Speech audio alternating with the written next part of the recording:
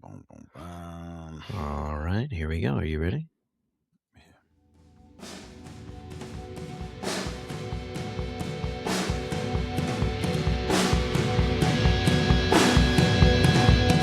Welcome back to the Fire You Carry podcast. Hey, today is special. We got Scotty McKnight. After wonderful technical difficulties, we got the captain at 16. Scotty, welcome to the show, brother. Thanks for having me. It's pretty fun. This is how, I don't know how other podcasts do it, but we met in a parking lot in Yorba Linda on my way home from work and got him a microphone, and it worked. It works. It works, dude. I don't know how everyone else does it, but I don't think nobody works our schedule, dude. Our schedule is insane, and trying to get 3 different fire schedules to like align and have like an hour is miraculous. It is a miracle every time it happens. So I know the county guys will know your name, and I think it's really interesting, but I kind of wanted to start like from the beginning because I think you had a very unique experience coming up, Scotty, as having a baseball career prior to the fire department.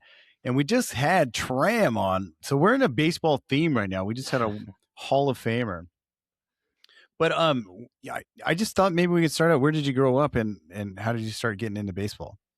I grew up out in Temecula, so grew up out there until college, and then I left and never came back. But I started probably just like everybody else, 4 or 5 years old, and just wasn't any good. I was, a little kid growing up, and then it's not like it is now with travel ball and all that, I don't think travel ball really started with us until about 15. So you just played Little League, and I was always really small, which is I'm still small, I guess, but I was like really late bloomer, so I was always undergunned growing up. So I played on good teams, but I was never like I wasn't like scouted or anything like that, especially really, really young. But yeah, my dad played baseball. He pitched at Cypress, where that's the reason I went there. And he ended up getting offered a contract, but didn't take it as a pitcher. But yeah, growing up, it was kind of weird because my dad's 6'4", like 230, and I was just a little runt the whole time. So I keep looking up like, when's this thing going to happen? But I ended up not growing until like my junior, senior year, the summer in between. But so I was always kind of undergunned playing, and, but yeah, it's just, I kind of like that though. Like, I don't know. I was always undersized. I always had not, I wouldn't say a chip on your shoulder, but definitely I liked proving you wrong. Like if you underestimated, I don't know if that was a thing. 100%. Yeah. I mean, I still have it. It's just somebody telling you no is like the best thing for you, like, and I was told no a lot as a kid, like that, like you're not big enough, or you can't play here. You don't have the arm, all those things, growing up. I think that whether it's a chip or not, it gives you like a lot of drive or motivation, to push forward. That, at least for me, it was. I mean, I had tons of people tell me no, at least in baseball, So was there ever a phase when you were young starting to play that it was more of the type of thing that you were doing it because it was what your dad had done, or was it always something that you enjoyed and were motivated to do? No, it was more me. I don't think, maybe there's some guys that are more talented than I was that could do it for another reason, but I think you have to, you have to want to do it pretty early. And I had a younger brother and older sister, so my brother and I would play until dark every night. So that's kind of all I ever wanted to do. I did all the sports. I mean, we did soccer, football, hockey, golf, like everything. And I always leaned towards baseball, but I think it kind of started, my brother and I, with baseball, just through my dad he was really into it, and we got taught the right way kind of early on. So even though I was small, I always had a good arm. I always knew how to, well, actually my dad can never hit, so I had to teach myself that.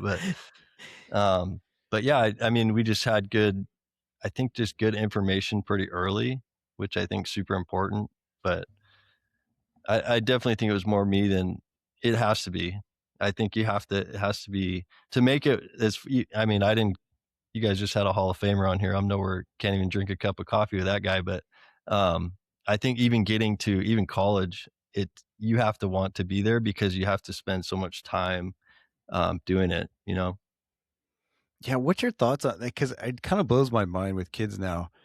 Like, it's travel everything by the time they're 8 years old, or club soccer or travel, whatever. And it seems wild. Like, I always felt like some of the best athletes I knew, like somebody like did exactly what you did. You played all the sports. And I don't know if that's like a thing anymore. It seems like you're not making a high school soccer team, even for girls or boys, if you're not in club soccer by the time you're 8 or 9 years old. Yeah, I think it's kind of a double-edged sword with that because um, like I don't agree with the club stuff early at all. But the problem is, at least where like my kids' ages are, I'm even seeing it. My boy's 8, and so I don't care if he plays baseball or not. I don't really, whatever he wants to do. But the other families are putting their kids in these lessons and all these things early, and so these kids are getting a lot more volume like early on.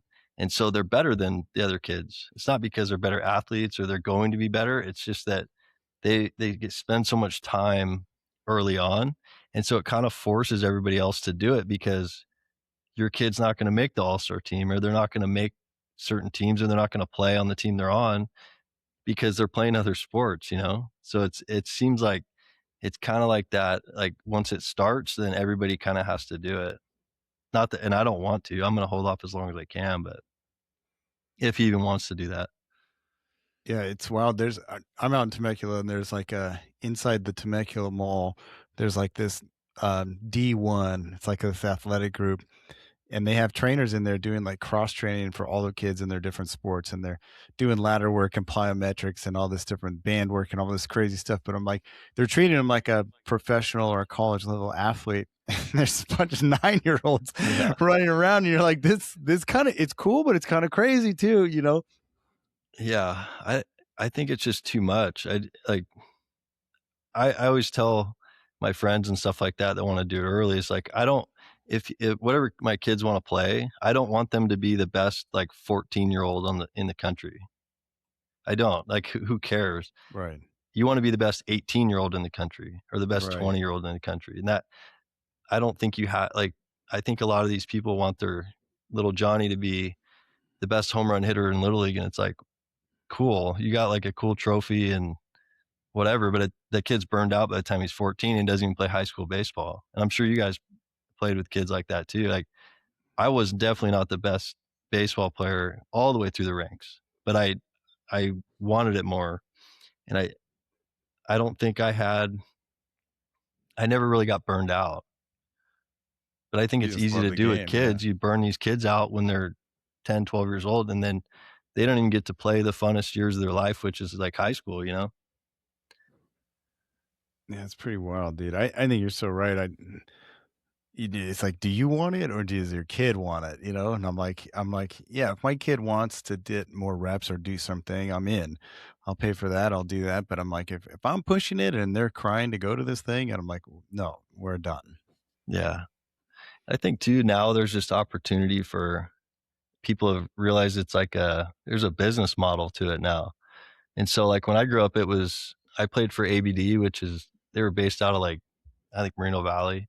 So I was driving from Temecula to Moreno Valley twice a week, or Arrowhead Christian. We were driving up to, like, we were driving to get to these places. Um, but I think now there's a lot of these guys, they've quit their jobs and they're making these teams like their Mm, business. So they have 3 separate teams and they really only have one, but the other 2 teams behind them are just to pay for that guy's mortgage, you know? Like Hmm. they'll take everybody, but they're yeah, really only pushing their 12 kids, you know? yeah, it's 700 a month. That's what we need. Right. Yeah. I mean, my daughter does dance too, and she does dance in club soccer, and it's everything I do is time consuming, but I mean, dance is 4 days a week. Her soccer's 2 days a week plus tournaments and the cost that comes with it. And then my son does 5 sports, so it just it never ends. It never ends. all while working and getting men recalled in. Oh my god. Yeah, and they're not good. I don't like. That's what I don't. I don't brag about them. I don't. They're not good. They're 10 and 8. Like they're not good at what they're doing. They're little kids. You know. Keeping them busy, maybe, Yeah. So you get, I mean, obviously you kind of get your size in junior, senior year.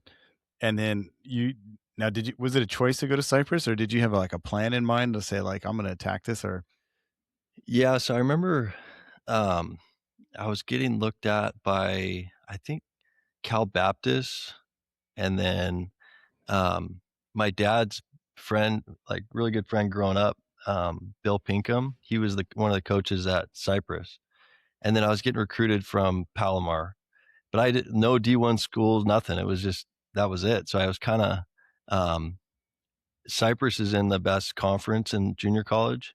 A lot of guys get drafted out of there, and so I kind of had an in. So I went there, and I was like undergunned. I had two redshirt sophomores in front of me, so they're on their third year, and they had just won the state championship the year before. And so I went in there knowing I wasn't going to play, that I would be like the following year, I would be the starter. And that ended up not happening. So but yeah, I didn't have a whole lot, going into that out of high school.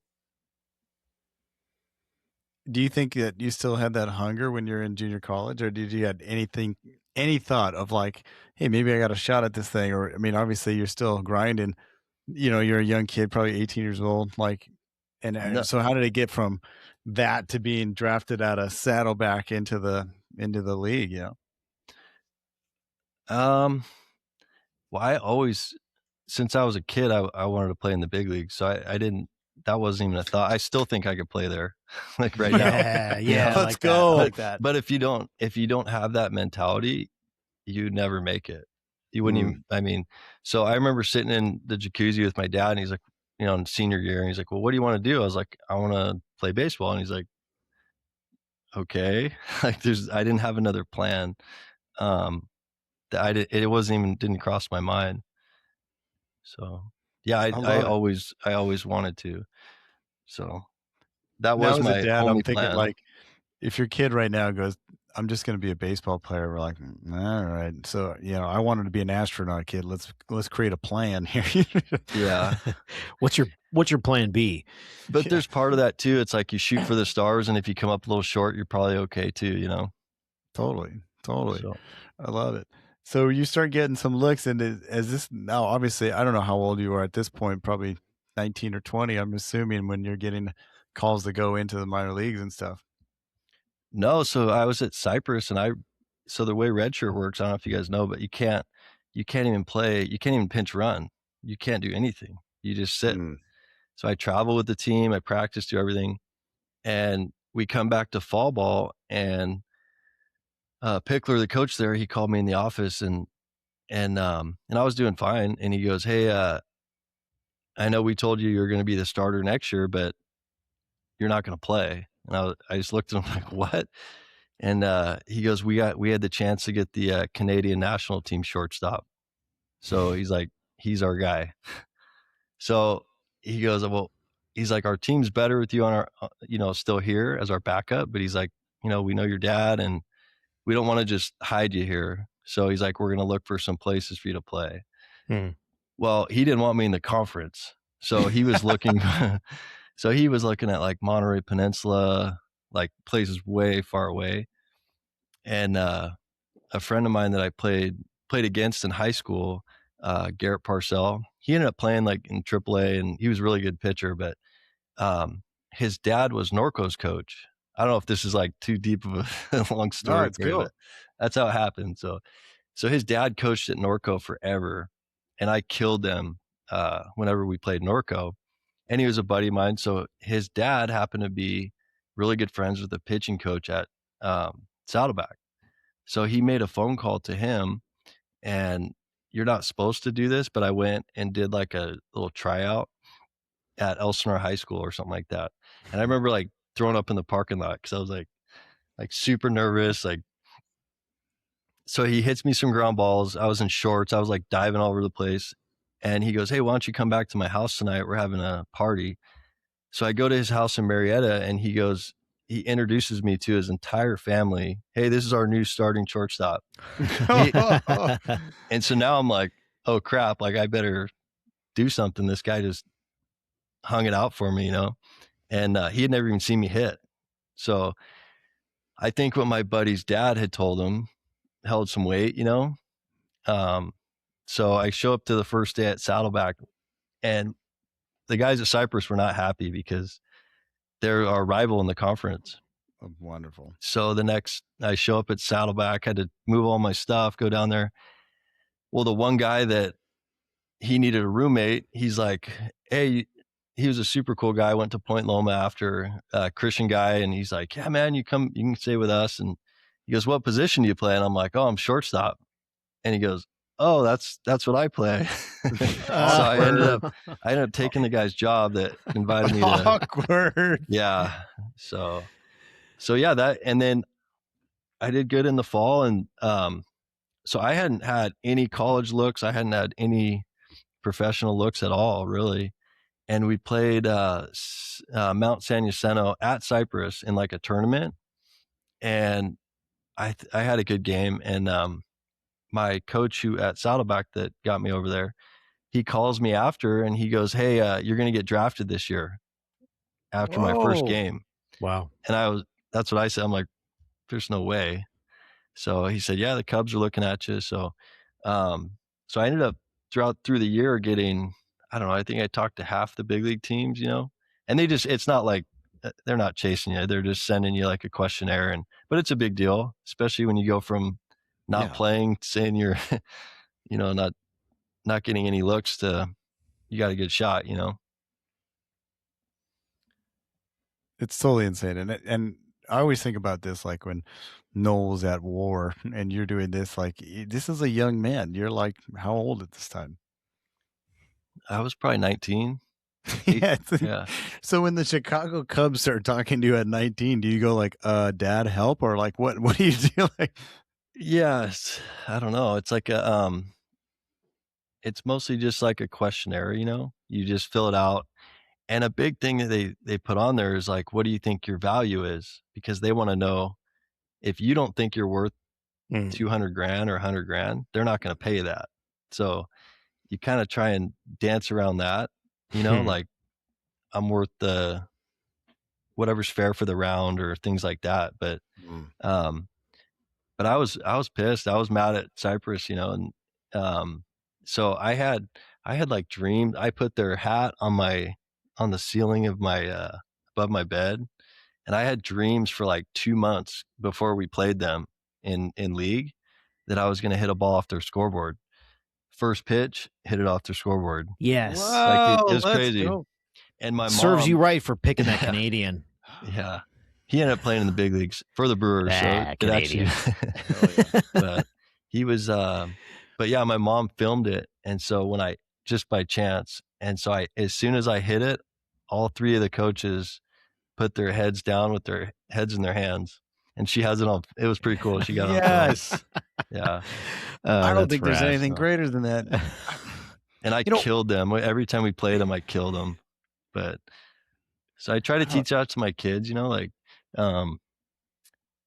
more like the mental, because if you think something long enough, or you know, it's going to happen. So yeah, what a great lesson too, in that can feel, a moment like that can feel like a huge setback, because you're kind of where your dad was, you're where you feel like you want to be, and then they come to you and say, "Hey, you're not the guy.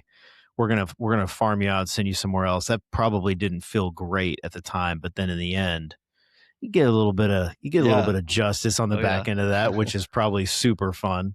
And that doesn't happen without the disappointment up front. Yep. Yeah. So it was good. And I ended up, after getting drafted, I went back and worked and trained at Cypress, you know, more than Saddleback. But so I still like, you know, and they weren't trying to like screw me over or anything. It's just, of course, it's not a business, but even in college it is, you know, they're looking out for their jobs too. So yeah. Yeah, I was the one that got sent out. That's wild. So I don't know what you guys' thoughts on, like, there's a lot of like woo woo stuff about people saying like manifestation and stuff like that, and like you got to put it out in the universe or it doesn't happen. But I think on the athletic side, there's always like visualization, right? Like when you like, I can think about this, and I do have that even like our job or whatever. I can see where this is going. I can see family, and I think there's probably value to that, and it's essentially goal setting, right? I mean, I don't know what your thoughts are on this, but obviously that is like the coolest thing in the world. You have this vision of hitting it off their scoreboard, and you do. I don't. I mean, that's like a Rudy moment, and it's just like I love that. yeah, I think it's huge. I think it's visualization in anything, but I think golfers do it big time, but a lot of baseball guys do it. And I think it's kind of like a um, not lost, but I think a lot of people maybe don't know about it or know the power of it. But I think just seeing yourself doing something in your head, it makes it like attainable. Yeah, it makes it possible. I was talking about this with Indy recently. He started getting into skateboarding, and we were talking about just I was literally trying to get him to kind of jump off this little ledge, like clear this little flat spot off of a drop off. And I was talking to him about that. Like, you need to visualize doing this and then believe that you could do it. And then you just have to go commit and do it. But talking about when, and I'm not going to remember what year it was, but when Tony Hawk landed the first 900, it was, the best thing that ever happened. Everybody believed it was impossible. You skip forward a couple of years and now there's all kinds of people doing 900s. And then that just continues to move on. But there's something about seeing something happen, whether you're visually seeing it or seeing it in your brain and believing that that's possible, that does make it possible. And I think if you don't do that, if you don't visualize yourself succeeding, you might still hit that ball off the scoreboard by chance, but it's a lot more likely to happen if you've thought that through and believe that it's a possibility. I don't know what that is, but it's definitely, I think it's a real thing. Yeah, I believe in it. I mean, it's the same thing like when you go ocean fishing, you go 50 miles out and you think you're far out. And then you hear of other guys catching fish right there. All of a sudden it's a good place to fish. But before that point, it seemed like you were way far, this is too far. It's like until somebody's done it. And I think you can internalize that too. No doubt. So you get into the league, and then how long did you bounce around and play baseball? I mean, as your full-time job? For 4 years. So I did, so right when you sign, they send you to mini camp, and I was supposed to go to Montana first, but they ended up sending me to Arizona, and I was there for 2 weeks. And that was interesting because, that there's a lot of Latin players, but especially in the Arizona League, there's, or what is it called? The Cactus League, because Arizona League's like for prospects, but when you first sign it's like rookie ball, but it's like even below mini, like short season. And there was many times where I was on the field with the entire team didn't speak English and my coaches didn't speak English. So it's like an eye opener, it's like these guys, they come from all over, like Dominican, Puerto Rico, Venezuela. And I got to see firsthand like like a lot of the disagreements and a lot of the fighting and all that stuff between guys is it's because they can't understand the language. It's not so much, but the one thing that's true all the way through is like baseball is like its own language, so you don't need to know what they're saying. It just moves. So I went there for 2 weeks, and then I got moved up to short season. So they call it short season because it's and I came out of junior college, but it starts after the college season, the D1 season. So when all those guys get done with the World Series, they get drafted and then they go to short season. So it's like 70, I think it's like 76 games. So I was up in Helena, Montana, my first season, and that was a blast. It was just, I wish I could go back to seeing it 20 years later, because I was 19, 20 years old looking out of a window on these beautiful landscapes, and I didn't care about it at all. I mean, I can still remember driving past, I forget what, it might have been the Gallatin or one of the rivers. And there's a house, just like a postcard. It was a house, guy out fishing at 4 or 5 in the morning, fly fishing by himself with the sun coming up. It's just insane. And I'm looking through all this through a bus window, it's just, and I didn't care at all. It's like, it didn't mean anything at all. Dude, there's something about youth and that experience. When I was that age, I was living in Savannah, Georgia in the military, and there is so much history and so much rad just experiences you can have on the East Coast. And being from the West Coast, Nole now would have taken advantage of so much of that. And Nole then did none of that. I didn't care at all that I was in the East Coast. The only thing I wanted was to move back to California. And, now that I'm quite a bit older than I was then, I look back on that and go, man, I should have gone and seen this. I should have gone and seen this and taken my wife to go do this. And we didn't do any of that stuff. But when you're that age, yeah, you just don't appreciate it. You don't appreciate it. So I got to go up and down the East Coast quite a bit. So then the second year, go to spring training, and I broke camp with low A. So everybody thinks like single A, double A, triple A, but there's actually like 6 levels. Because there's a bunch of rookie ball levels, and then there's low A and high A. So I went to low A, which is in Charleston, West Virginia. That place was really cool.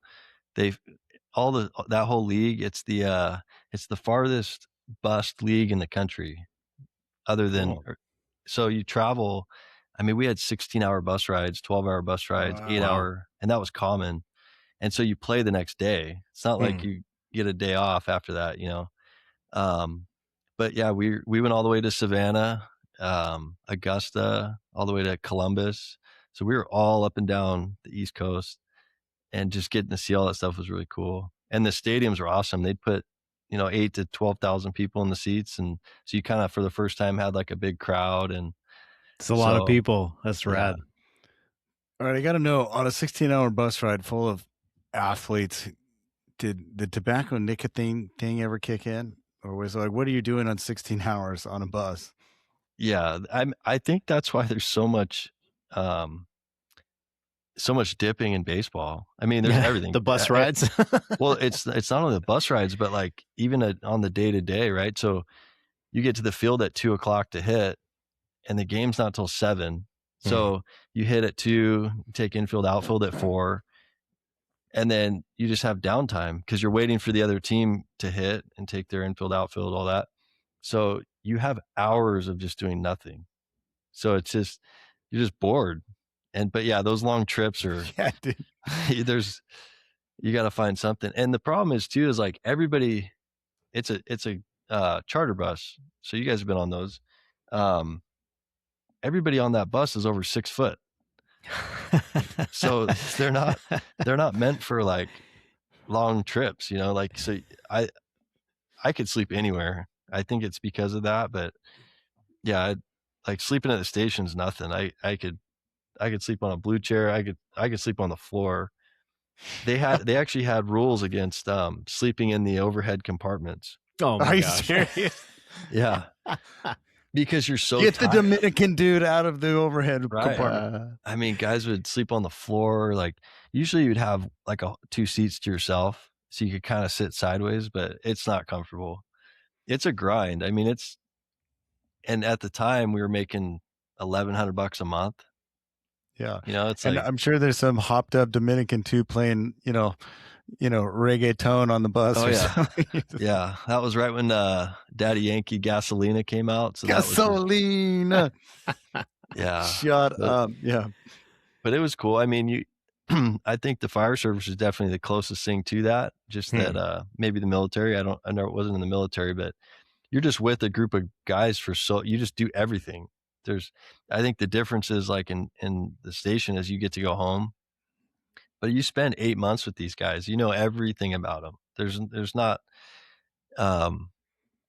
there's no stone unturned, and you shower with these guys. Like there's no secrets, like, so But it's true that's the first time I like tried tobacco or dipped or whatever. It was like we're on some brush fire on our 4th day, and we're just sitting in the rig in the cul-de-sac doing absolutely nothing and just bored out of your mind. And somebody says, "Try this," and I'm like, "That's interesting." And you get a head change, and then I puked, and then everyone laughed about it. And then, Well, years later, a lot of people I don't know. haven't had I it. don't know if they've changed the rules now, but when I was playing, you weren't allowed to dip in the minor leagues.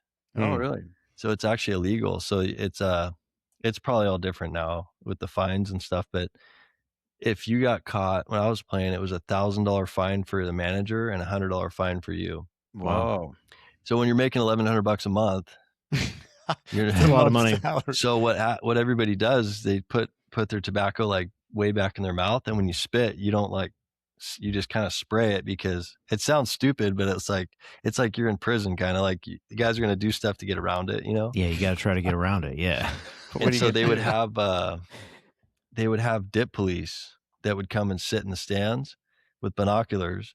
Oh my No gosh. way. They were allowed to go in your locker or in the locker room. They weren't allowed to move anything. They couldn't touch your locker, but if it was just sitting out, then they would hit you. Wow. And so Dip Imagine if we had that. police. What if the If the- county had a dip police? We'd all be Oh, God. fired. Shh, don't But give if them the any manager, ideas. if the manager gets fined, he's not paying the fine. You're paying it for him, right? Yeah. Oh, brutal. Yeah. There's a lot of interesting rules. I got in trouble one time for throwing a tennis ball into the seats, because they you guys probably Michael Brantley. He played in the big leagues a long time. He was played with the Astros and the Indians, but he was our left fielder. And these guys did one of the stadiums. They always have like these small minor league stadiums do these crazy like promotions. So they did you would write your name on the ball, and then after the game they threw hula hoops on the field. And so they gave the beer garden their balls early. So like the second inning, all these drunk idiots have their tennis balls and they start launching them at our left fielder. So my third baseman and I ran out there and started sailing them back into the crowd. And I guess that was frowned upon. So yeah, professional baseball players throwing 80-mile-an-hour tennis balls. Yeah. So our one of our admin guys just happened to be at the game, and we got fined. It was like $50 or something. It was worth it. It was worth it. So is the dream still alive? Obviously there's probably a step up in level, right? When you go from like, say, junior college, so now you're traveling with these dudes. I'm sure they got international guys and all that, but is the dream still alive? Like, hey, I'm still gunning for it. I'm going to show you, I'm going to make it to the big leagues. Or is it starting to say like reality starts sitting in after 4 years and saying, maybe I should do something else? When did the fire thing come into play?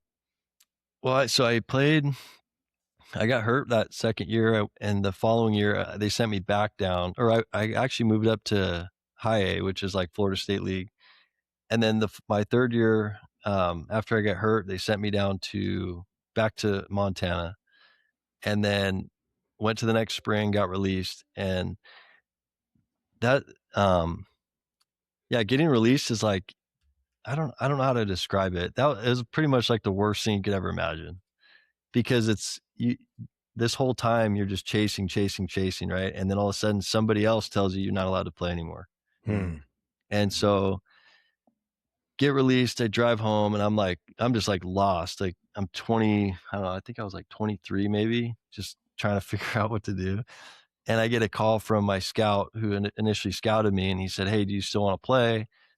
We have this team. It's an independent team. So it's professional guys, but it's not affiliated with a team. So it's still pro baseball, but it's not like there's no movement. So like you don't go up or down. Like you'd have to get picked basically get drafted again. So it was a team out of Ottawa up in Canada. Oh. And so it was a Can-Am league. So it was there's a team in Quebec, a team in Ottawa, and then there's 4 teams down in the States, like in New Jersey, Atlantic City. And that was interesting, being in French Canada. So when we went to Quebec, they all there's a couple of Canadian guys on the team, and they told us, they're like, they get taught English in school. They all know English and they won't speak it. So you go, it's very frustrating because you go into like Subway or whatever and nothing, it's all in French. And the people there, they just look at you like you're stupid. And you're like, I know you speak this language. Like, please talk to me. Come on, George St. Pierre, give me it. Yes. So to answer your question, once I told myself after I got released, I'd give it one more year. And I was kind of over it when I went up there. It just wasn't the same. Half the guys on the team, and I wasn't playing well, and that could have been just a mental thing too. But half the guys on the team were like never played pro ball, and they were like out of college, and they got picked up. And then the other guys were guys that had been released, and so there was like this mix. Like, it's very, very different in college to pro ball. Like an example is like we were losing 9-0, and one of our guys that was from college, nothing against him, it's just different. And he hits a home run and he pimps the home run, comes in, and he's like looking for high fives in the dugout. And in pro ball, that like, because you live and die on every game with like, it matters, right? So like nobody would ever do that in pro ball because number one, if you did that, you're probably getting hit the next time you go up.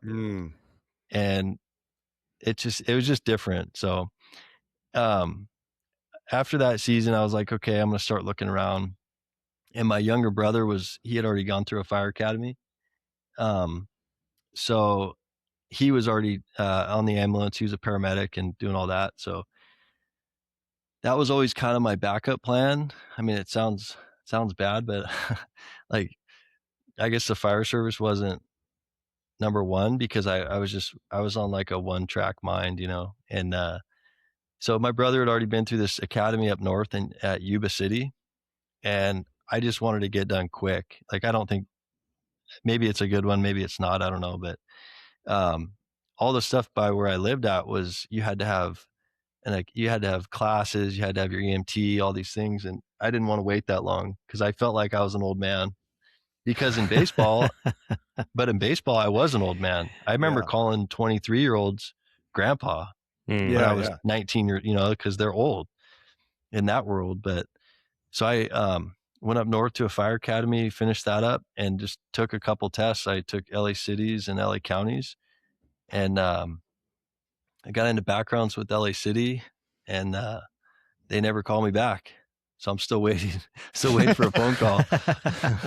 And then county, I got a letter with them. And then my brother had gotten picked up with CAL FIRE, so he was already working. So yeah, I was done September of 2009 playing, and I was in the tower February of 2011. Wow, that's a quick turnaround. Yeah. And it was during the testing when it was like a lottery. So I got super lucky. What was the transition like for you coming out of that world of just living baseball? And you've obviously already got the experience of living with and being close with a group of guys, but how did your expectations of coming into the fire service world meet the reality? I think it's pretty close. My wife's, I went through with my brother-in-law. He's a captain at 33s. So we got hired at the same tower and everything like that. So we were kind of going through that together. Who's your brother-in-law? Ryan Kettleslager. Oh yeah, we know Kettle. Yeah. Mm-hmm. Yeah.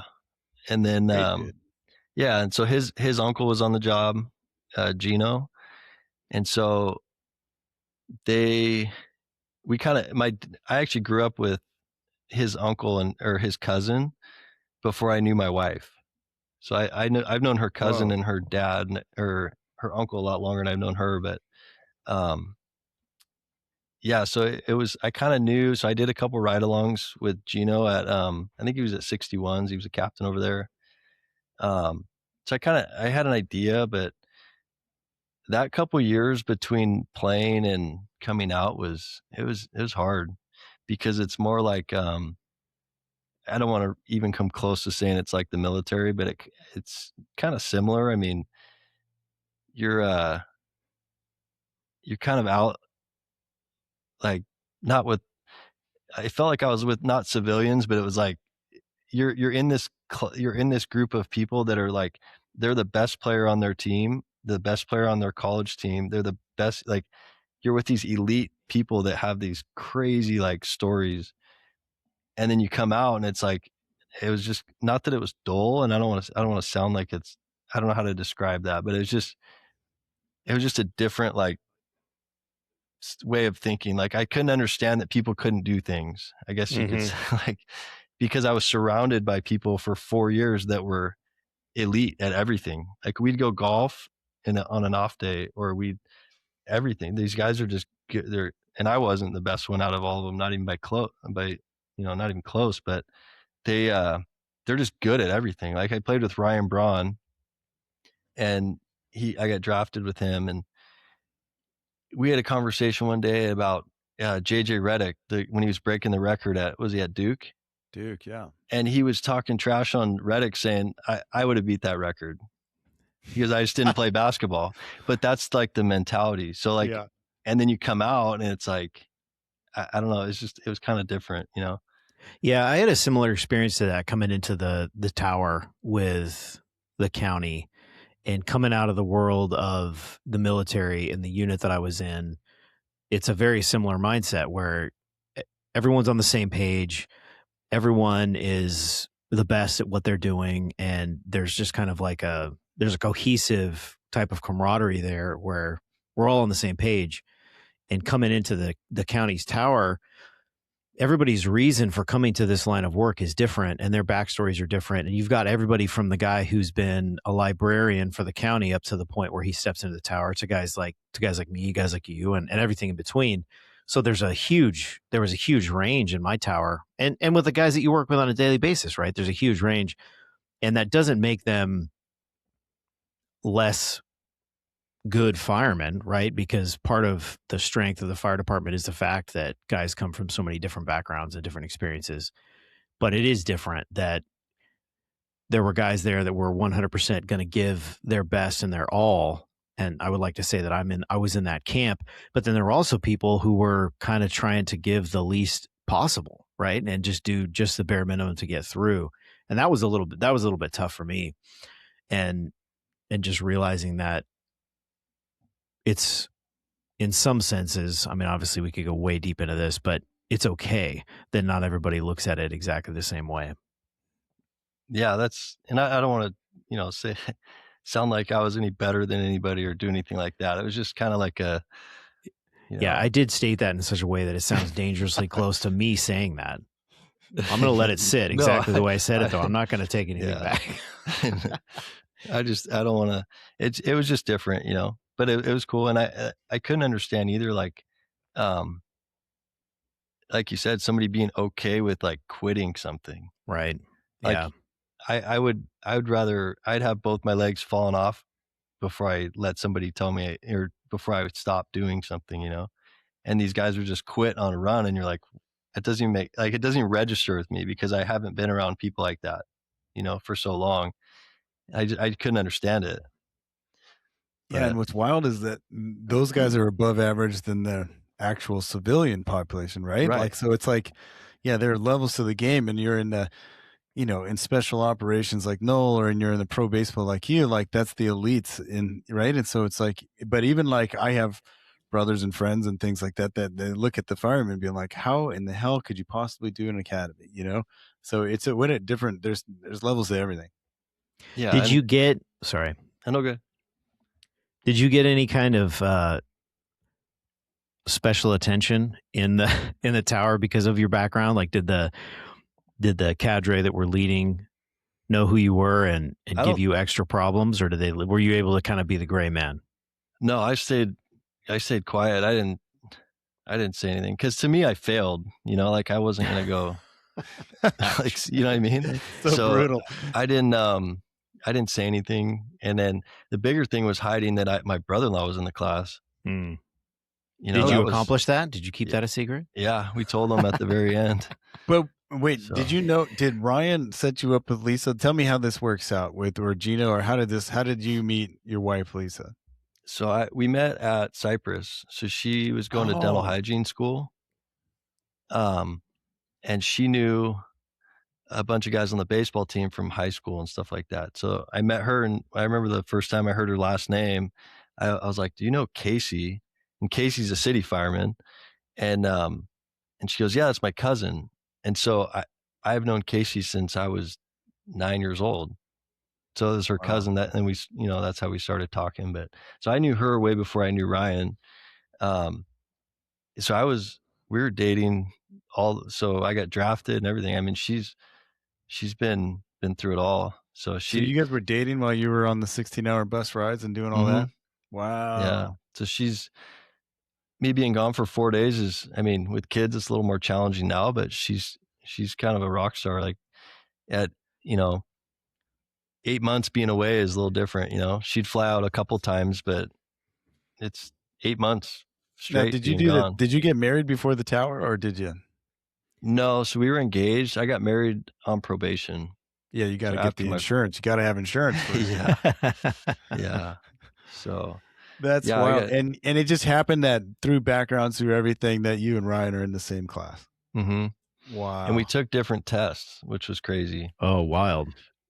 It was, I mean, within the same, same test, but we took them on different time, like a couple months apart. So yeah. That's cool. I forgot about that connection, but Ryan came up to the Fire Up program with all the 33s guys, and just I've always liked him. We've always been around the same time and with you guys, and what a great dude. That's such a cool thing. Yeah. So we rode the squad together at 16s for I think 3 or 4 years. Whoa. So that was cool. Yeah. So talk to me about that, because before we hit record, obviously you and I are just meeting for the first time, but it sounds like you did have done a legit amount of time at 16 specifically, which is one of our, what did you call it, Kevin? I mean, it's a premier fire station. It's like it's a badass house. That's the fire factory, dude. It's Watts Top Dogs, dude. It's what you think of when they think of the county of like, hey, these guys burn. It's like that 33s, 170s, like those are the premier stations, right? Yeah. So how did you end up there? What was your mentality when you got past probation? What was the mindset and the reasoning for you going to a place like that?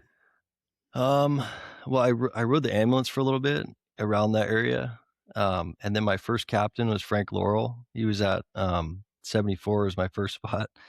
And so he would get me TXs so that I could get calls. That's cool. So I would ride at 41s and 147s a couple times during probation. So just so I could get the calls, because I think I had 11 calls in 6 months at 74s. Yeah, 74s we call Sleepy Hollow. I work there pretty frequently. They don't get calls. 41s and 147s, that's like Willowbrook, Compton area, and Linwood. They're dramatically more busy and more urban than where he was at. Yeah, so I worked, on the ambulance around the area, and then I worked on, those couple stations. I knew that battalions where I wanted to work at, but so out of my second spot, I bid 57s because I wanted to get in the battalion.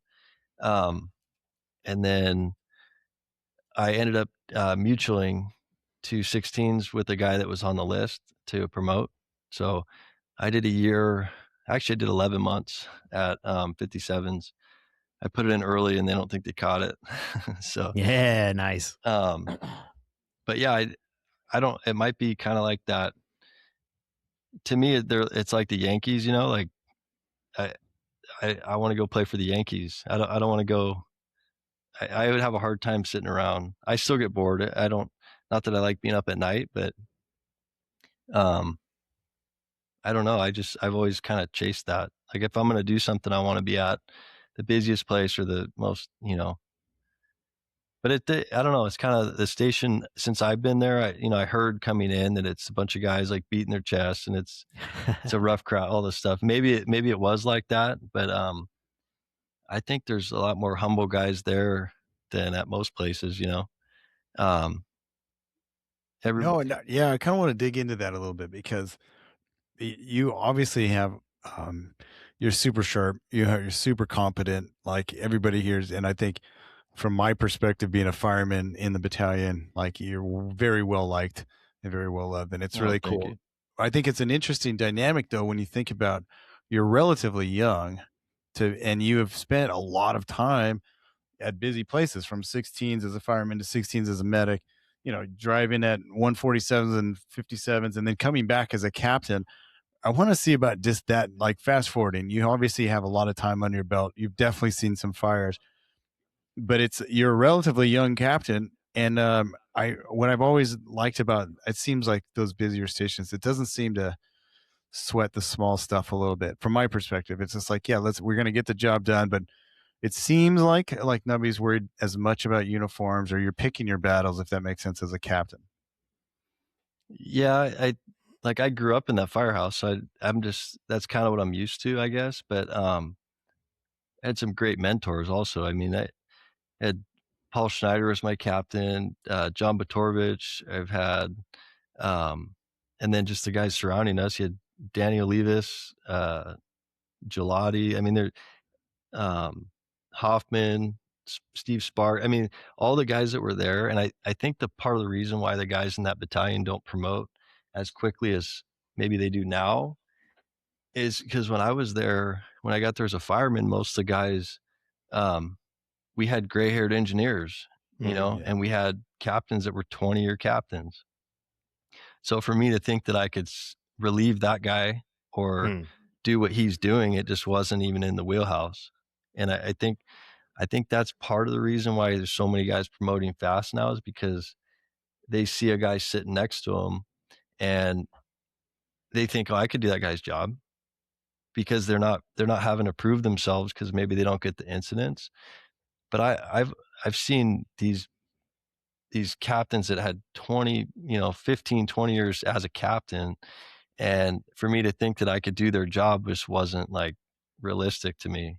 And I did promote kind of early. It was mostly because I didn't really like driving. We get that struggle. Yeah, I'm with you on that. Yeah.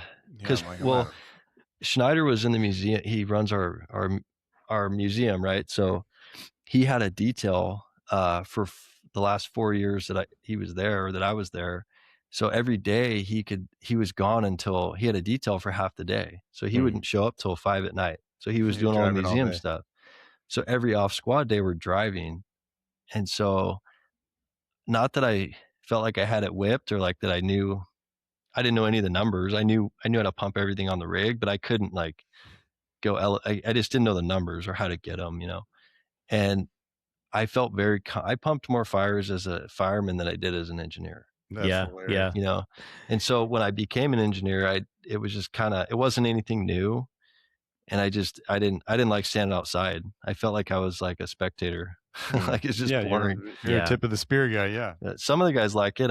It's not for everybody, but, and also I had started working on Schneider when I was a medic there to take his spot. So I was kind of asking when he was leaving, and that's kind of why I took it when I did, because it would give me enough time to come back. Well, you've kind of already asked this, but at the beginning of our conversation, I thought of this question. And the reason I'm going to ask this in the way that I am is that I've had several conversations recently with young guys that are either getting ready to come on the job or are new on the job, either with us or somewhere else. And I would love to hear your perspective, maybe a little bit more fleshed out, on why you thought it was important to go to a busy house, but maybe even deeper than that, why you would recommend going to busy houses for new guys coming on the job now. And just an added qualifier on that, we've seen a shift. I know all three of us have seen a shift in the brief amount of time we've been on the job, in where those spots used to be kind of fought for and coveted. And that's not so much the case anymore. We do have a lot of people coming on the job now who are more than happy to go to Sleepy Hollow 74s and stay there. So I don't know, maybe you could give me a little bit of feedback on that for the guys that are listening who are young and either new on the job or just coming on. Yeah, I think that's the most valuable thing we have, is to gain experience from not only guys, because now there's not really guys in front of you.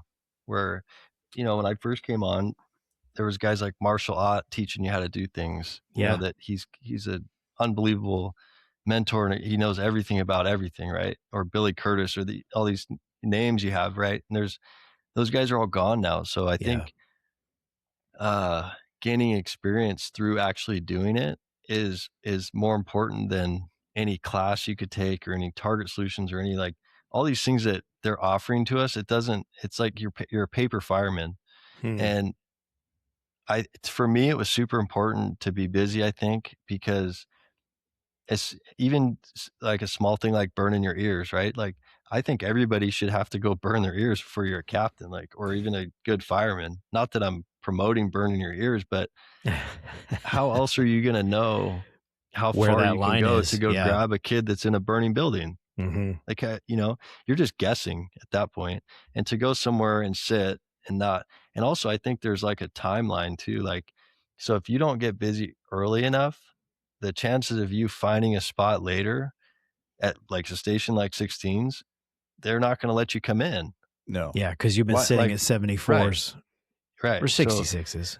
Mo Cazal, he gave me a good thing when I promoted to captain. He goes, at every rank, you only get so many new guy cards to pull. And he goes, so he's like, I even have that as a BC because eventually you don't have like, oh, I'm a new guy anymore. So you sit at these slow stations and now you have 3-4 years on, you haven't done anything. You have no experience. You're not going to, all you're teaching the guys under you is what you think to do. It's not what you've actually done. That's what I like when we do forcible entry and stuff like that, is to tell the guys to do the book way and then tell them this is a way that actually works for me. Right. Yeah. And everybody's different. Cause like I do the same thing with like teaching the kids like my little boy baseball. Like, there's no right way to do something. I used to jump over fences, like you could do all kinds of things. And what guys don't understand is like the tower is just a guideline so they can grade you. That's not necessarily the way you're to not do it. learning anything. Yeah.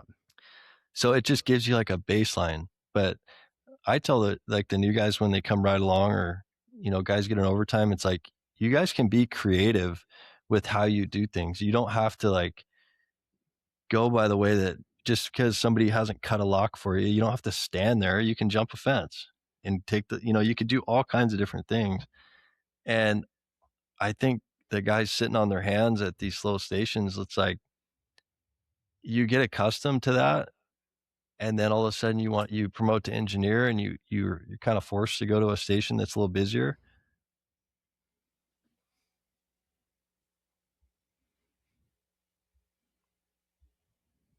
Uh-oh. Did we lose you? Yeah, it kicked me out. Well, I still hear you.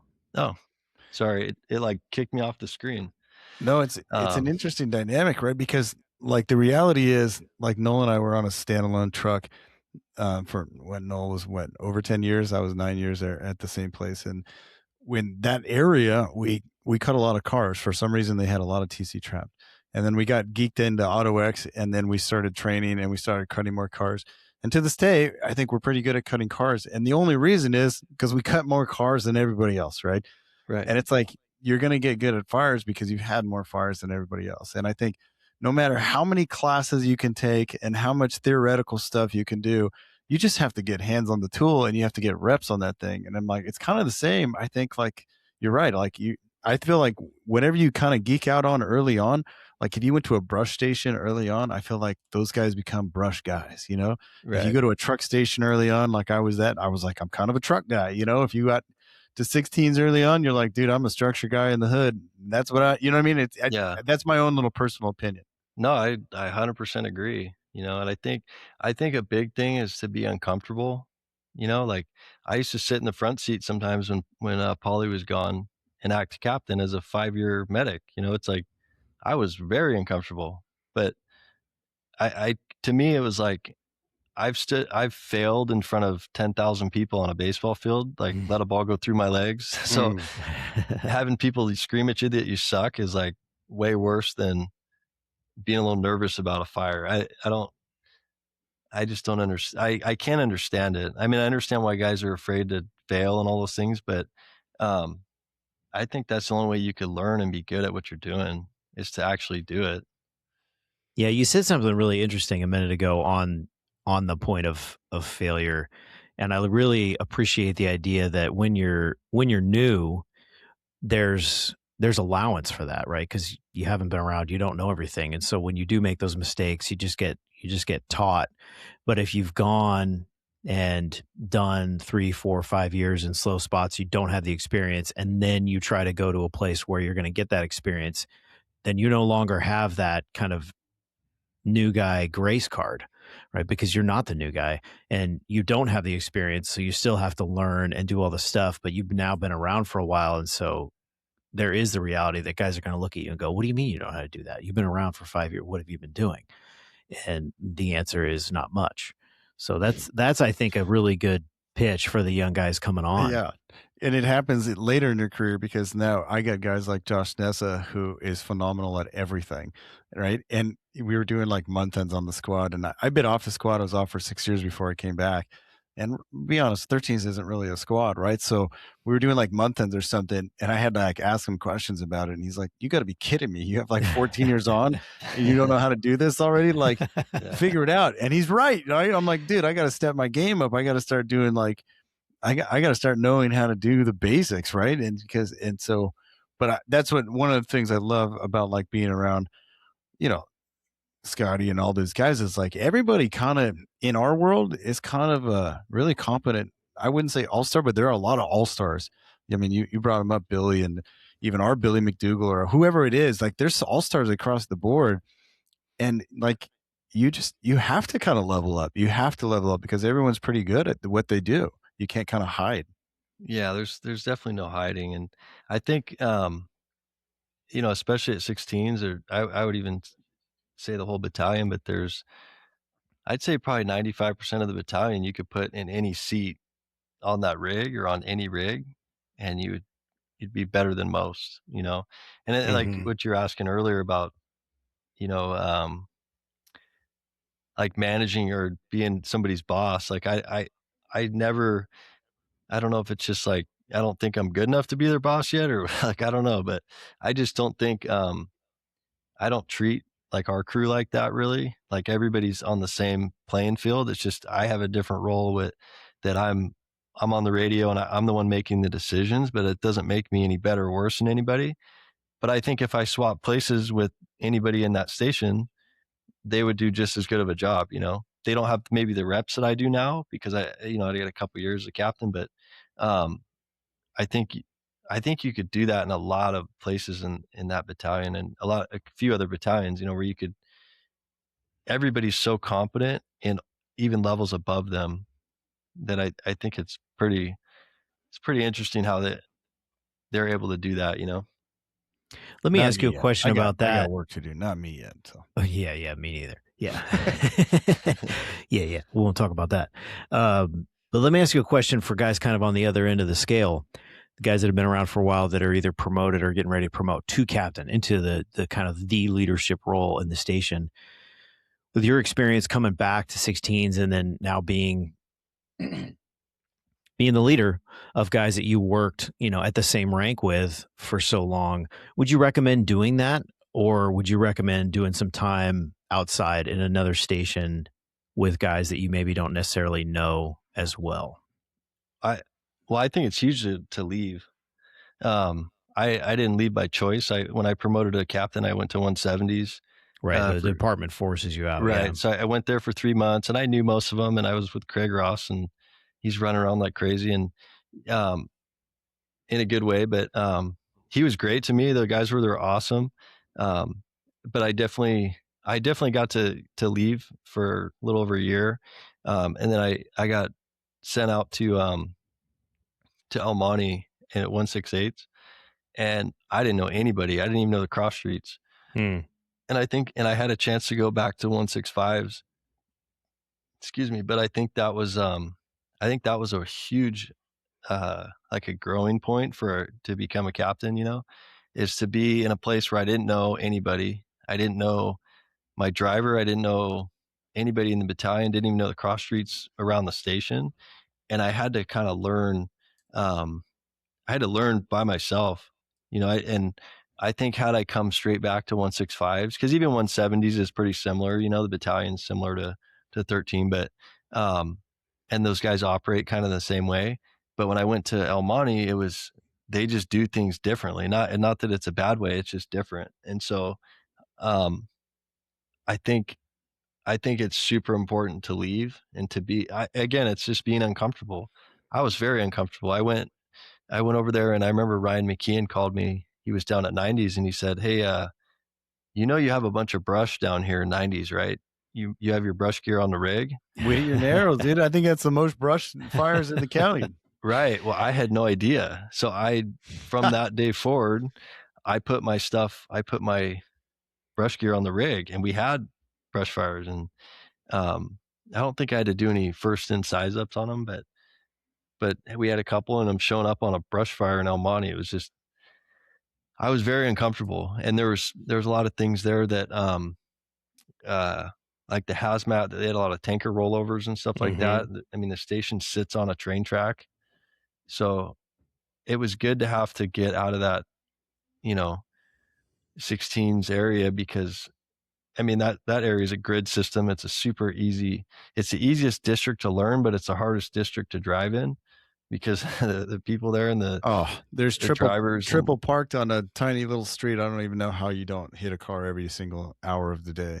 Yeah. And so the drivers are great. And like, I just got good at being uncomfortable, I guess, or not good at it, but I just got used to it, Let me ask you this. I want to back up real quick, because you and Lisa have 3 kids, right? Mm-hmm. And they're 10, 8, and 3 now. So I'm thinking the 10 and 8-year-old is similar to what I have. Mine are 11 and 12, but I'm assuming you're a fireman or a medic at 16s when you're having kids back to back like this. And I know for me, I sucked at sleep deprivation. I was great at work, and I'm like on the squad at 158s, and it was busy, and everyone loved it. And I loved going on call. I love going on fires. I love going on everything. And then I'd come home and I'd just face plant, and I'd just be like face in the bed or fall asleep on the couch at 9:30. And my wife was like, "Enough, bro. Like, this isn't really working. You're like the greatest at home. I mean, you're at work and you're like a bum at home." So I didn't know if you have any strategies personally, like for your own health. You seem to have stayed real fit. You play golf. You're an athlete. I saw you in the sauna with your shirt off. You're all lean and mean. So like, how have you been able to how have you been able to like offset the amount of actual, I mean, you've been up for years. Yeah. I don't, my daughter was born when I was in internship. So I got out of I had to complete my internship 2 shifts early. Actually, I had to double up 2 shifts, 48-hour preceptor internship days, which was a nightmare. Brutal. Because if you screw up one of them, you have 2 bad days. So I was told before I left 16s, if you don't pass in 20, don't come back. So yeah. So it's so I got done with that. So my oldest daughter was she was born, and then I was on 16s on the squad. So that's all they know. But yeah, and then my boy 2 years later than that, I don't know. I'm just used to being tired, I guess. I don't know. I think the first time we kind of realized it was we were living down in Newport Beach, and I think she was like 4 months old, and she rolled off the bed.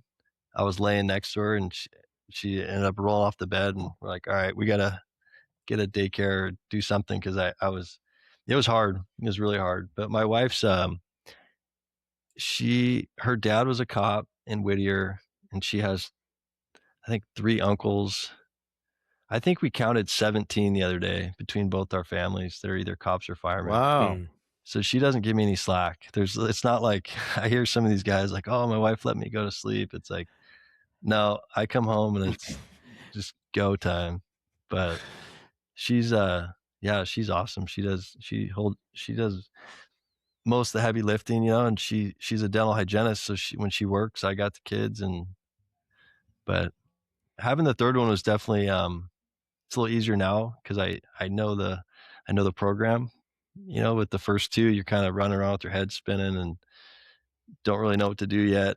And then we had like a 5-year gap, so I feel like I get a lot more like one-on-one time, and I'm taking advantage of that time with her. How do you guys balance? Because as a fireman right now, we're pretty lucky. I can take like any day I want off. you got two working parents, you got 3 kids, and you work in a super busy place. And then somebody recalls you for a Saturday or Sunday when you had plans to your boys' baseball game, or you're doing all this club and travel stuff and dance. And how do you figure this out? I don't know. My wife, I mean, I'll give her all the credit because she does a lot, but she works 2 days a week, so she works Monday, Tuesday, and then but yeah, when I get recalled, my in-laws are great. They're down the street, like half a mile away or so, and they help out a lot. Yeah, when they say it takes a village, it definitely takes a village, especially with what we do. But yeah, the recalls have been they're not they're just kind of goes in cycles, but yeah, we just lean on friends or family a lot. And then my wife, she takes a lot of it too, which sucks, but she does great. Now, do you have like we've had Evan Hallquist, who spent most of his career at 33s, and he has like these, like non-negotiables. Like he is going to get a workout in even when he doesn't feel like it. He tries to get into like some cold water in the morning after a bad night. He has a whole bad night protocol that we've put up here. But have you thought of what has worked for you? Because you've stayed lean, and like I've seen some guys that would say they get busy, they get on a super busy squad, and they just let themselves go because they're just not sleeping, and they're eating burritos at 3 in the morning and donuts at 7. I mean, it's just like one of those things. I wouldn't say I'm like a workout no matter what guy, but I started going before work, like at 4:30, just because it seems like you get kind of the day. You're not in control of your day, and there's always something coming up at the station, or I don't know, it's just busy. So I'd rather just get it done early. And Those are you're super Jocko hours. That's early. Yeah, that's dark 30. and Yeah. I'm not saying it's every day, but I try to, and um I found that I have like more energy up until like 2 in the afternoon when I do that. Mm-hmm. But yeah, if it's like if you don't get a workout in before noon, at least at our station, I feel like it's not going to happen because it's just No way. Yeah. it starts getting busy, and there's motivation's gone.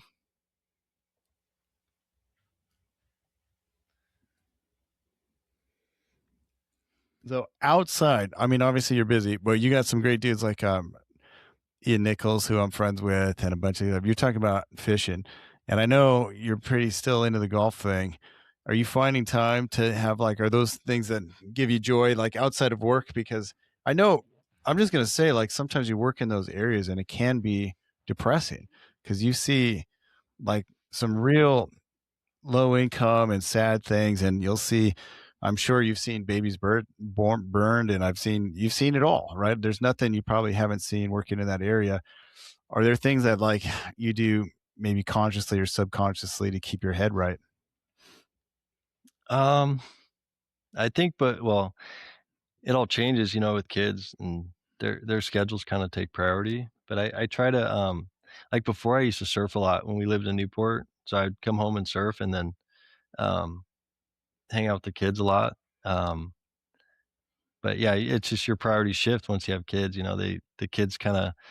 I mean, you could look at the schedule we have, and it's just like it's every day. I mean, even today. I had my daughter this morning, and then going to pick up the other kids at school, taking my boy to the batting cages. My daughter has dance, and then we have basketball later tonight. So there's not a whole lot of time. I think the trick, at least for me, is to get the kids involved in whatever I like to do. So Hmm. I take my older two to like islands. We go hit golf balls, or I just play with the kids. I've never really, Johnny Otten, how, he always talked about his cup being full and all that stuff. Since I was a kid, I've always been able to see. I don't like watching things actually happen, but to see gory stuff, or um, that stuff really hasn't affected me maybe as much as it should. I don't know, but or I just have a bigger cup. I don't know. Maybe Yeah. it'll catch up to me eventually. But I have had one. When I was a new fireman, had a bunch of kids squished up in a car, and thankfully I didn't have any kids yet. But that one, it was before we had peer support and all that stuff, and I think that one jacked me up pretty good for like a year. So, and I didn't really know. Nobody really. I think I got a phone call at the station like, "Hey, I heard you had a bad call. Are you all right?" Yeah, And we're that was good, it. dude. Yeah, yeah. That was it. I didn't know any better. I'm like, yeah. So, but yeah, I think just I just try to stay busy. And my she's really good about let me go out and hunt and fish and do all those things. And I get to now my little boy's getting older, so he can go out, and it's a little easier excuse to get out there. But I think having the right wife or girlfriend, whatever, is huge, because um, there's a lot of people that it wouldn't be like that. She's really good with me having my own time when it's possible. A lot of times it's not possible, and we just grind through it. Yeah, you're like, I'm going fishing today. Like, cool story, bro. No, we have 4 practices. Right? Yeah, it's definitely I have to plan it out a lot farther out, but so Yeah, getting the kids involved though, that's huge, especially when the kids are that age. Finding a couple of things that you can do with them, I think that's huge, because they do take a tremendous amount of our personal time, and it's the best, right? You wouldn't want it any other way. But finding things like that where you're taking them to hit golf balls, or even taking them fishing with you or whatever else, I think that kind of stuff is super important, because just sitting on the sidelines and watching while your kids are doing stuff, that's rewarding in a certain way, but it's not really giving back to you as much as doing other stuff. So we've got a lot of buddies that do different things, jujitsu and whatever, with their kids, and it's important for sure, especially in that phase when they require so much time, which doesn't last forever. I got a couple of no, adult kids, and they don't require any of my time. And if I don't try to get time with them, then there isn't any. So that's a that's a definitely phase for sure. well, even having our 3-year-old, when she was born, I kind of realized um, I definitely take more time trying to hang out with them and stuff, because I don't know, just when you have 2 kids right back to back, it's like you don't really realize what you're in, and then all of a sudden they're 4 and 5 or 4 and 6. And so then we had our last one, Blakely, and she's kind of like reset everything. I'm kind of like trying to do more one-on-one time with all the kids and all the things you kind of forget about. And I'm realizing that like it goes pretty fast. Yeah. So I think it's important if you can realize that early, it's probably better than later. But We have these off track. We have these legendary guys at our station. We have Stevie Miller, who's one of my favorite captains of all time, just a total legend of 147s in a real busy area.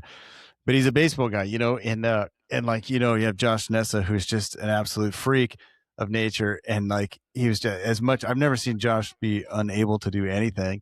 And we were talking about you, and he was just like, they were both talking about like, man, like if you only know like less than 0.001% of people will make it to as far as Scotty made it in baseball, right?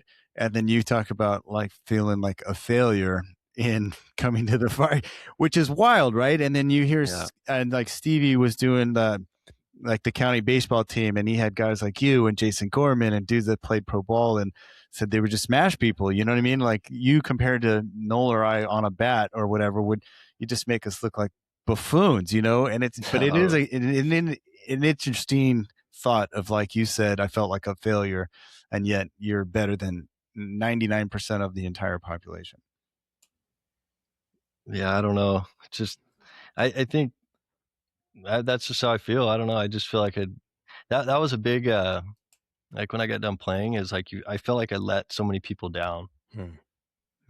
But yeah, I mean, I think a big reason why like guys go broke, even these basketball players, or you're like, oh, you got $1 million when you signed whatever it is, and they blow through it. And it's not that they're maybe financially irresponsible, but I think a lot of it's a mentality thing. So you would have never heard me in a million years when I was playing say that I was planning for anything else. It wasn't even in my thought.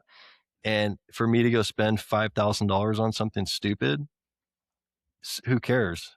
I'm going to make more money when I make the big leagues. And if you don't think like that, and I think that's part of the problem why a lot of these guys rip through their money is because I can go buy a nice car because I'm going to make more later, because I'm going to be successful. Right. Because it's not even in your thought process to plan for the future, because and at least how I thought is like, if I start planning for the future, I'm done. I'm done. There's no more fire. Right. I'm just done playing. Like if that's already enough doubt, because there's so much doubt the whole way through as it is, that if you add a little more doubt or there's another avenue for you to exit, you're gone. Like there's, if that makes sense at all. It does. So let me ask you this then. So we know how you would measure success as a baseball player with your batting average, or if you made it to the league or you made it to the Hall of Fame, like we had Tram. How do you measure that as a career in the fire service then, as a captain, knowing that like there are calls going out in 16s right now? Like, how do you when we leave, we'll be replaced really quickly. How do you measure that in your mind as a successful captain or a career put in? I don't know. I mean, it's very similar to that, in that when you leave, someone replaces you. You know, I think the only difference is like if you don't perform in the fire service, you can still be around. You know, as we've seen in many cases all through the ranks. You know, I don't see it as like, I don't really care about, like, I don't want to be the fire chief. It's just, so like saying that, you know, that's not the pinnacle for me. If that's what you're asking, I think. No, for any of us, that's not my goal at all. Yeah, either. I don't. I just kind of want to. I don't know. That's a good question. I think it's more of like, I want to be somebody that can help guys out and teach them things, and be somebody that somebody would look up to, you know, rather than, because it doesn't mean anything to me that, like, I don't even care that I'm a 16s cat. Like that doesn't mean anything to me, you know, like it doesn't hold any weight, you know. It'd be no different than if I was a captain somewhere else.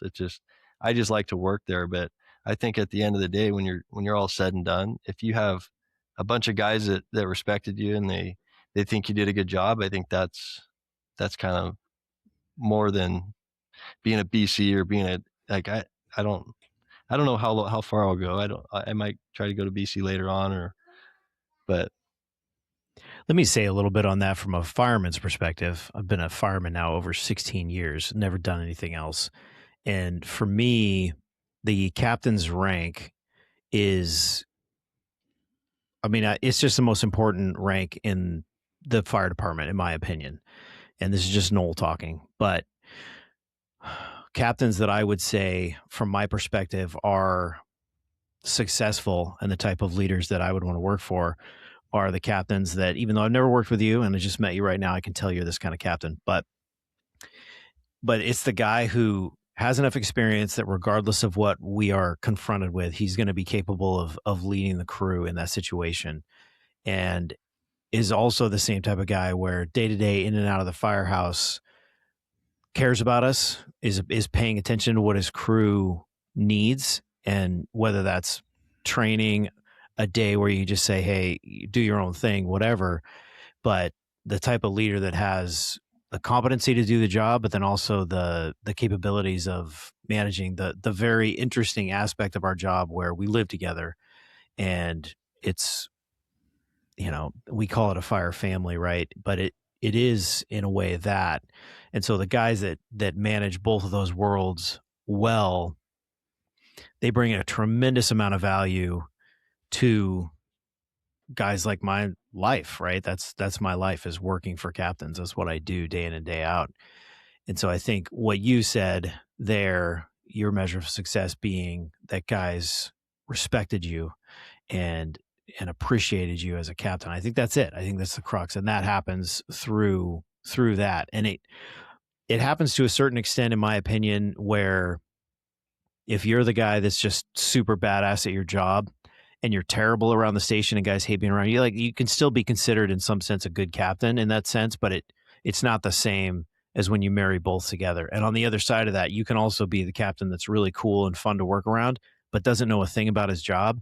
You know, guys will appreciate that in a sense too, because day in and day out, you know, day-to-day firehouse stuff is, depending on where you work, mostly what you do. But you need both, right? You got to be both. I mean, it's a big job. It's a big role. There's a lot going on there. It's not just knowing how to do a size up on a structure fire. There's a lot more that goes into it. So it's a harder thing, right? To pin what success looks like. It's a much harder thing because there's not a, oh, I'm going to go be the fire chief goal for most. In fact, even the guys that have gone on and become fire chief, I don't even know that those guys ever vocalize that themselves. Like nobody says that. No. So what is the measure? Well, and that's the thing. Yeah. Well, that guy needs to go work. It's a good point else. Because like the worst thing, you could be called in the county, right? Is like, he's a nice guy, but right. And so it's a weird dynamic, I think, always as captains. And I always look at some of the stellar ones that like we know and we still hang out with all the time, who's retired for 8 years, is like Kevin Tobia. You know, he wasn't always nice. He had like red lines of like saying, we don't do this, we don't do that. But in turn, like we worked within the boundaries, but you knew he was always going to go to bat for you, right or wrong. He was going to take the heat and and so he knew that you were going to take care of the guys, not just cooking or getting food for you or putting you on duty. Like he was going to take care of you. And that would make, Nole and I run through walls for the guy. Right. And so I look at it and it's like, he was super competent. He was very well respected, but it was the relationship formed of like, this guy would make sacrifices for me. And in turn, I'll do anything for him. I'm like, it's subtle. You can't really measure that, but there's something tangible there. I think what you said too, like, about like earlier, how knowing your job, because if you don't know what you're doing and you're trying to tell somebody not to do something or to do something, like at least where I work at, most of these guys are better at. I was fireman with, I think 6 or 7 of the medics, that are still there. So I've been on hose lines with all these guys. I've cut doors next to them. There's no there's no question whether I know what they're doing or they know what I'm doing. But I think it's super important that, like, for a new guy to learn all those skills coming up, because I just feel like these guys are skipping steps and they're not. So now, okay, you're the cool guy in the station and you're taking care of the guys, but you go work on a really bad incident or something and they're not really going to buy into what you're saying because they've never seen you do it. Or you don't have the whiskers to tell them like, that's not going to work. Like, because they feel like they have more experience than you do. And not that I have a ton of experience, but it's just, I've stood next to the same guys that I'm asking to do things for me, or like on a fire, and they're not going to, nobody's really questioned me yet. And I think it's because they're all guys that I've worked with. I worked alongside them. And I might have a unique situation there because they do all know me, where if you went, you had guys that you didn't know, it'd be a little different. But yeah, I just think, to measure all that is, I want to be able to take care of the guys at the station and know their families and know that what's going on. Like, I think that stuff's more important than putting your uniform on. Like, in my opinion, amen. It's not. Yes. Yeah. Well, that's great. So I probably think we could go on for a long time, but this has been super fun. And now knowing your schedule, you probably got to go. You got practices to go to. We got things to do. But Scotty, super fun. Thanks for coming on, brother. Yeah, thank you guys. Yeah, good stuff. Thank you. Yeah, and appreciate it. I will say, from my perspective, job well done. You've got a lot of respect from us. And sometimes it only hurts when I'm hearing you give another size up and we're not on it. It's like, come on. But we do get to play over there every now and then, which is super fun. But it's always super impressive watching you guys get down.